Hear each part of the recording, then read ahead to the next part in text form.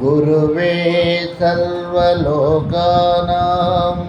भेषजे भवरोगिणां निधये सर्वविद्यानां श्री सद्गुरु दक्षिणामूर्ति परब्रह्मणे नमः। जय सद्गुरु ब्रह्म महाराज को।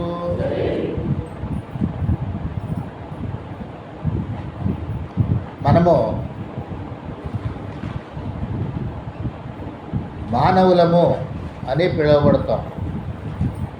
ఎలాగంటే మనసై ఉండిన మానవుడగును, మనసును జయించిన మాధవుడగును. ఈ మాధవుడికి తేడా తెలుసుకోవాలన్నమాట. మానవుడు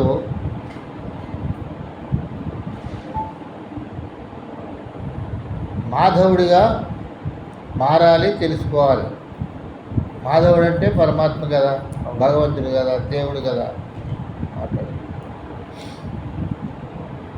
అటువంటి మార్గంలో మనకి మొట్టమొదట భక్తి మార్గం చెప్పారు. మనకు ఉన్నటువంటి అవతార పురుషులు ఎంతమంది అయితే ఉన్నారో దేవుళ్ళు, వాళ్ళందరూ ఒక్కొక్కరు ఒక్కో యుగంలో, ఒక్కో కాలంలో ఒక్కొక్కరు అవతరించారు. వారు పనుల మీద వచ్చారు, కొన్ని పనులు చేయడానికి వచ్చి మంచి ధర్మయుక్తమైన నడకలు నడుచుకుంటూ, మంచి భక్తి మార్గము, జ్ఞాన మార్గము కూడా నడుచుకుంటూ వారి చరిత్ర మంచిగా నడిపారు. కాబట్టి దైవ సమానులు, దైవ స్వరూపులు అని వారిని మనం దైవముగా ఆలయాలు కట్టించి వారిని విగ్రహాల రూపంలో, ఫోటోల రూపంలో వారిని భక్తిభావంతో పూజిస్తున్నాము, ప్రార్థిస్తున్నాము, ధ్యానిస్తున్నాము. ఇది ఒక మెట్టు. దానికంటే పైది జ్ఞాన మార్గం. జ్ఞాన మార్గం అంటే అసలు నిజమైన పరమాత్మ ఎట్లా ఉంటాడో తెలుసుకోవడం. ఇప్పుడు మనం చూస్తుంటాం, బ్రహ్మ, విష్ణు, మహేశ్వరులు కూడా ధ్యానం చేస్తుంటారు. ఎవరి కోసం? తమ శరీరంలో ఉన్నటువంటి పరమాత్మ స్వరూపాన్ని తెలుసుకోవడం కోసం. అలాగే రాముడు, కృష్ణుడు, ఆంజనేయుడు, అయ్యప్ప స్వామి వీరందరూ కూడా ధ్యానం చేస్తున్నట్లు మనం ఫోటోల్లో చూస్తున్నాం. ఎవరి కోసం చేస్తున్నారు? పరమాత్మ గురించి చేస్తున్నారు. ఎక్కడున్నాడు? దేహంలోనే ఉన్నాడు పరమాత్మ. మరి ఎలా తెలిసింది వారికి? మొట్టమొదట బ్రహ్మదేవుడు చెప్పాడు, విష్ణుమూర్తి చెప్పాడు, ఈశ్వరుడు చెప్పాడు.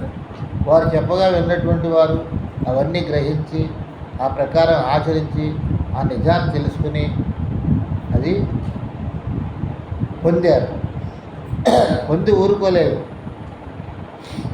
మన రాబోయే మానవులందరికీ తెలియాలి ఈ జ్ఞానం అనేటువంటిది అనే ఉద్దేశంతో ఏ విధంగా అయితే మన దేహంలో పరమాత్మను తెలుసుకుంటామో, ఈ మానవుడు మాధవుడుగా తెలియబడాలి, మారాలి, పొందాలి అనే విషయాన్ని ఆ యొక్క అవతార పురుషులు వారు ఆచరించి పొంది మనకు చెప్పారు. అప్పుడు మనం లేవు. వారు చెప్పినప్పుడు మనం ఉన్నామా? మరి అప్పుడు ఉన్నటువంటి వారు విన్నారు.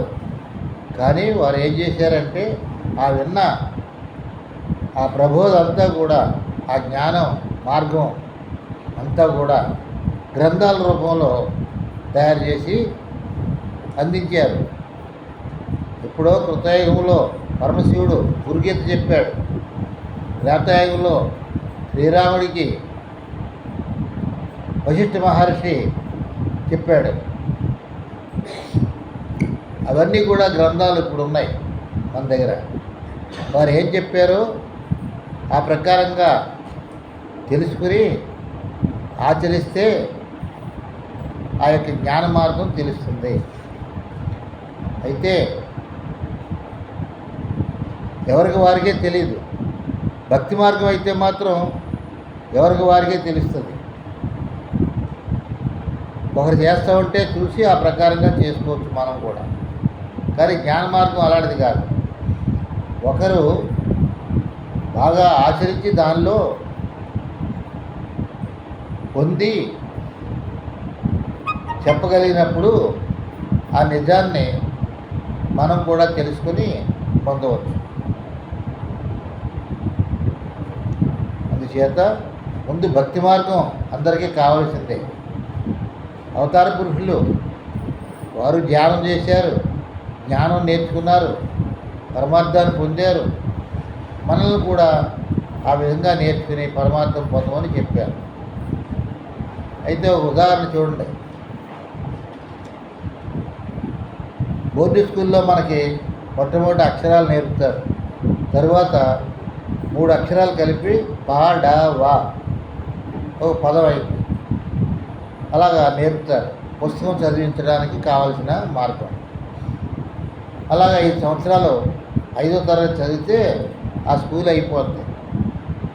మరి అలా చదివినంత మాత్రాన వాళ్ళకి ఏమన్నా గొప్ప విజ్ఞానం తెలిసిందా? పోనీ దానికి కావాల్సినటువంటి ప్రతిఫలితం ఏదన్నా ఉద్యోగం వచ్చిందా? రాలేదు. కానీ ఇది చదవాలి, ముందు చదివితేనే ఆ పైన మళ్ళీ 6వ తరగతి కాడి నుంచి 10వ తరగతి వరకు ఇంకో స్కూల్లో చదవాలి. అక్కడ చెప్పేటటువంటి చదువులు పాఠాలు మరింత ఎక్కువగా ఉంటాయి.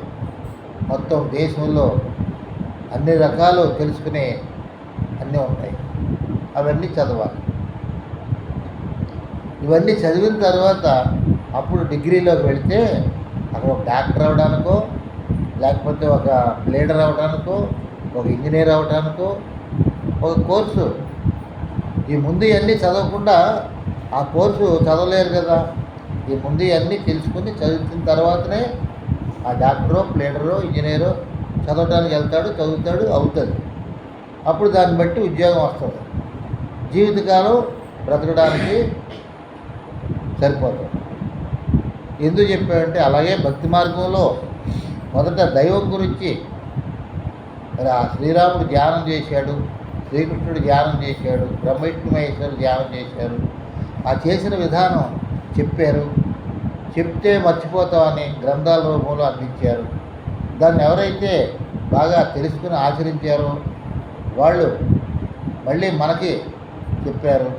మనం కూడా తెలుసుకుని బాగా ఆచరిస్తే మనం ఇంకోళ్ళకి చెప్తాం. ఇది మార్గం. ముందు భక్తి మార్గంలో దైవం గురించి అనేక విధాల తెలుసుకుంటూ ఆచరిస్తాం. జ్ఞాన మార్గం వచ్చేసరికి అనుభవజ్ఞుడైన ఒక గురువుగా చెప్పేటటువంటి వారి దగ్గర నేర్చుకోవాలి. అక్కడికి వెళ్తే ఏం చెప్తున్నారు? ఆయన ఈ దేహము పూర్వజన్మ సంస్కారం చేత వచ్చింది. ఈ దేహంలో ఉన్న పరమాత్మ నడిపిస్తున్నాడు. ఈ దేహం నీవు కాదు, ఇది నా దేహం అని నీవే చెప్తున్నావు. నువ్వు వేరు, దేహం వేరు.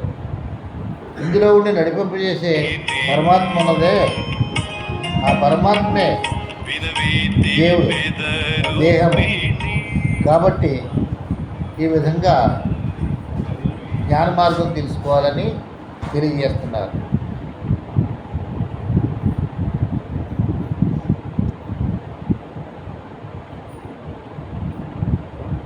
అయితే భక్తి మార్గంలో నేర్చుకోకుండా జ్ఞాన మార్గంలోకి రాలేడు. బోర్డు స్కూల్ చదవకుండా హై స్కూల్లోకి వెళ్ళలేడు. హై స్కూల్ చదవకుండా డిగ్రీ కాలేజీలోకి వెళ్ళలేడు. అలాగే ఈ భక్తి మార్గం చేసే ఎంతో కాలం ఇప్పుడు కూడా చేస్తున్నాం. ఈ పాటలు పాడడం, భజన చేయడం, పూజలు చేయడం ఇవన్నీ భక్తి మార్గాలే. కానీ జ్ఞాన మార్గం అంటే శరీరంలో ఉన్న పరమాత్మ స్వరూపాన్ని పొంది తెలుసుకోవడం. దాని గురించి గురువుగారు ఏం చెప్పారు? మరి శరీరం నీవు కాదు, శరీరంలో ఉన్నటువంటి పరమాత్మ స్వరూపం నీవు అని చెప్పడమే కాకుండా అందుకు కావలసినటువంటి రహస్యాలన్నీ చెప్పి ఉపదేశించి ఆ ఉపదేశ సమయంలో ఈ శరీరంలో ఉన్న పరమాత్మ స్వరూపాన్ని చూపించారు. మనకు 2 నేత్రాలు ఉన్నాయి. ఈ ప్రపంచంలో ఏ వస్తువులైనా చూస్తాయి. కానీ ఈ ప్రపంచంలో శరీరంలో ఉన్నటువంటి పరమాత్మను మాత్రం చూడలేము. ఎందుకని వాటికి ఆ శక్తి చాలదు. మరి ఈ శరీరంలో పరమాత్మ ఎట్లా ఉన్నాడంటే 1000 సూర్యులు ఒక్కసారి ఉదయిస్తే ఆకాశంలో ఎంత ప్రకాశ స్వరూపం ఉంటుందో అంత ప్రకాశ స్వరూపంగా ఉంది ఈ దేహంలో. అటు దాన్ని చూడడానికి ఈ నేత్రములకు సరిపోదన్నమాట. అప్పుడు మరి ఎలా చూపించారు గురువుగారు? ఈ నేత్రములు మూసేసి నేత్రములకు రెండింటికి మధ్యన ఉన్నటువంటి 3వ నేత్రం ఉంది, అది జ్ఞాననేత్రం. ఆ జ్ఞాననేత్రమును తెరిపించడానికి తన ఆ యొక్క శిష్యుడి యొక్క శిరస్సు మీద తన హస్తం పెట్టి బొటనేళ్ళ ద్వారా ముద్ర వేసి ఆ 3వ నేత్రమైనటువంటి ఆ జ్ఞాననేత్రాన్ని తెరిపిస్తారు. అప్పుడు చూస్తుంది అది ప్రకాశ స్వరూపమైన పరమాత్మ. ఆ జ్ఞాననేత్రం ద్వారానే చూసాము. మన ఉపదేశం తీసుకున్నప్పుడు గురువుగారి దగ్గర చూపించబడితే చూపించాము. ఈ నేత్రములతో కాదు, జ్ఞాననేత్రములతో. ఇంకప్పటి నుంచి నాయన ప్రశాంతంగా కూర్చొని నేత్రములు మూసుకొని అదిగో ఆ నేత్రంతో నేను చూపించినటువంటి అఖండ పరమాత్మ స్వరూపాన్ని నువ్వు ఎంత బాగా చూడగలిగితే అంత ఎక్కువగా కనబడుతుంది. ముందు ఒక నక్షత్రం అంత ప్రకాశం కనబడుతుంది, ఆ తర్వాత చంద్రుడి కాంతి అంత కనబడుతుంది కొన్నాళ్ళకి, ఆ తర్వాత ఇంకా బాగా చేస్తూ ఉంటే సూర్యుడి కాంతి అంత కనబడుతుంది అని చెప్పారు. అలాగే చేస్తున్నాడు, అలాగే పొందుతున్నాడు. అయితే ఇప్పుడు ఇది జ్ఞాన మార్గం. ఇటువంటి జ్ఞాన మార్గంలో ఎన్ని సబ్జెక్టులు ఉన్నాయి, ఇవి ఒకసారి చెప్పేవి కాదు.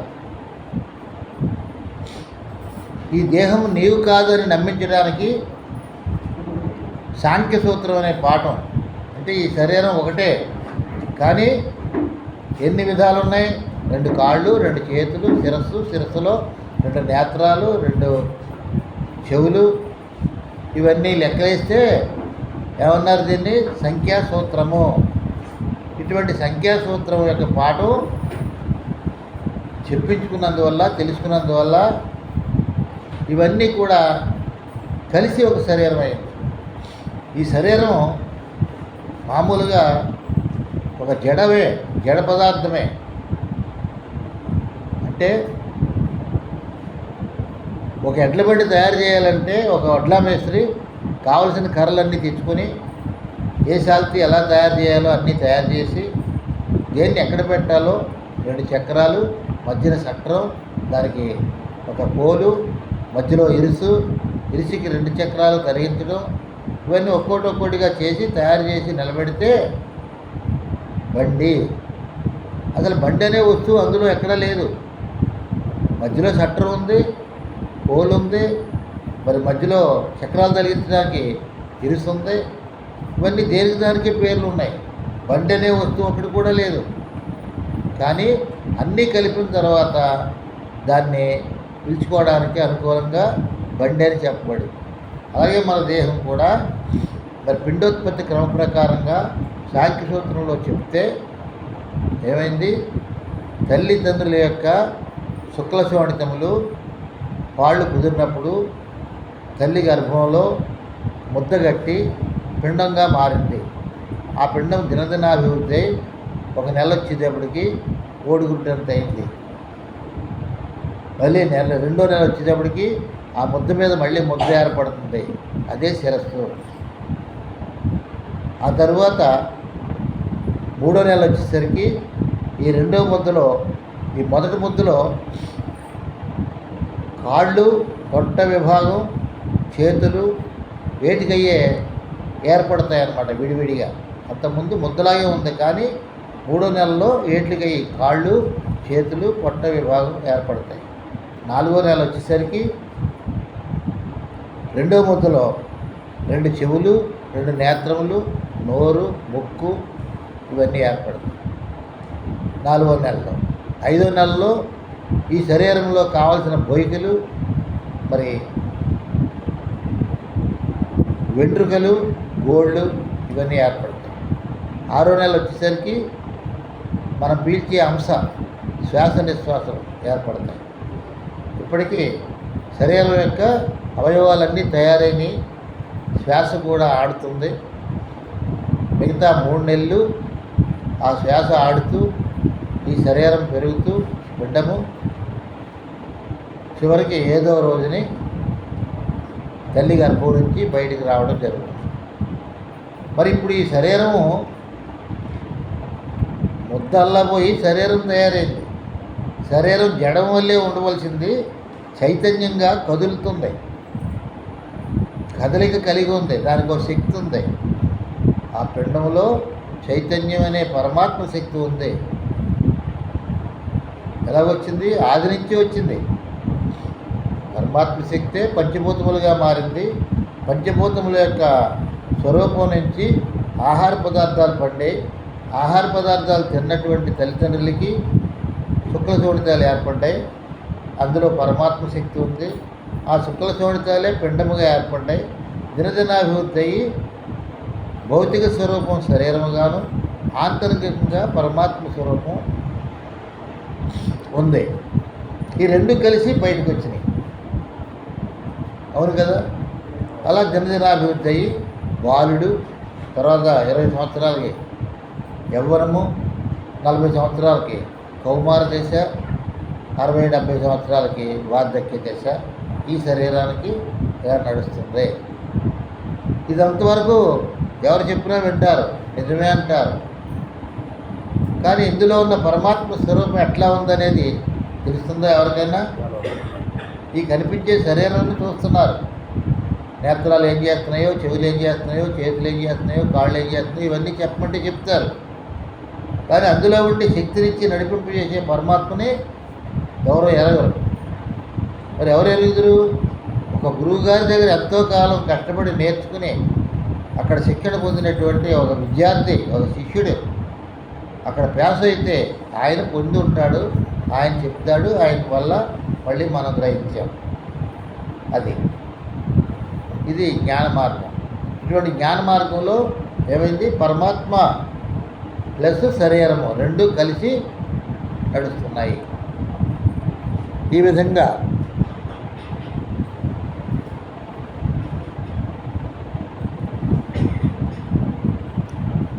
ఇప్పుడు మనం చెప్పుకోగా తెలియనటువంటి వాళ్ళు కూడా తెలిసేలాగా సులభంగా అర్థమయ్యేటట్టు చెప్పాం. కానీ ఇంత మాత్రాన్నే తెలిసిందా? తెలవదు. దేహం నేను కాదని తెలుసుకోవడానికి సాంఖ్య సూత్రం, శాస్త్ర ప్రకారముగా పిండోత్పత్తి క్రమ విధానం ఇది చెప్పాం కదా. పిండం ఎలా తయారైంది అవన్నీ నేర్చుకుని వాటిని నిజమేనని గ్రహించి ఆ శరీరానికి ఒక ఆత్మ పరమాత్మ చైతన్య శక్తి ఉంటేనే నడుస్తుంది, లేకపోతే అది నడవదు. ఆ పరమాత్మ శక్తి తప్పుకుంటే ఆ శరీరం నడుస్తుందా? జడమైపోతుంది, ఎలా పెడితే అలాగే ఉంటుంది. ఆ పరమాత్మ చైతన్య శక్తి ఉన్నప్పుడు ఎలా కావాలంటే అలా పనిచేస్తుంది, నడుస్తుంది, కూర్చుంటుంది. అంచేత ఇందులో ఏది గొప్పది? అందులో ఉన్న పరమాత్మ, దైవము, దేవుడు ఇలాగా ప్రతి శరీరంలో కూడా ఒక మానవులే కాదు 84 లక్షల జీవరాశులు అనేటువంటి శరీరాలన్నింటిలో కూడా ఆ పరమాత్మ శక్తి ఉంది. ఆటోమేటిక్గా ఆ శరీరం ఉత్పన్నంతో పాటు పరమాత్మ శక్తి కూడా అందులోనే ఉండి తీరుతుంది. ప్రత్యేకంగా పరమాత్మ వచ్చి దూరక్కర్లేదు. ఆ విధంగా తయారైనటువంటి ఈ శరీరంలో ఉన్నటువంటి పరమాత్మ స్వరూపం. ఇది జ్ఞాన మార్గం. అంతకుముందు చెప్పుకున్నది భక్తి మార్గం. దేవుడు ఉన్నాడు, మనల్ని కాపాడుతాడు, రక్షిస్తాడు, కోరిన కోరికలను నెరవేరుస్తాడు, వరాలు ఇస్తాడు. ఇలాంటివన్నీ కూడా తెలుసుకుంటూ వాటిని ఆచరిస్తూ ఆ కోర్సు అంతే ఎంతకాలం చేసినా అంతేగాని ఆ దైవాన్ని చూసే పని ఒకరు లేరు. నిజమైన దైవాన్ని చూసిన వారు ఒకరు లేరు. సాయిబాబాని నమ్మేనంటారు, ఆంజనేయ స్వామిని నమ్మేనంటారు, అమ్మవారిని నమ్మేనంటున్నారు. ఇవన్నీ నమ్మి భక్తి చేయడమే. దానివల్ల మనకి ఏవో మంచి కలిగింది అనుకోవటం అది మంచిదే. కానీ పరమాత్మను తెలుసుకుని మోక్షం పొందడం మాత్రం అక్కడ ఉండదు. ఆ పాఠాల్లో, ఆ నడకలో, ఆ ఆచరణలో పరమాత్మ యొక్క నిజస్వరూపం పొందాలి, తెలుసుకోవాలంటే జ్ఞాన మార్గంలోకి రావాలి. వస్తే ఏమైంది?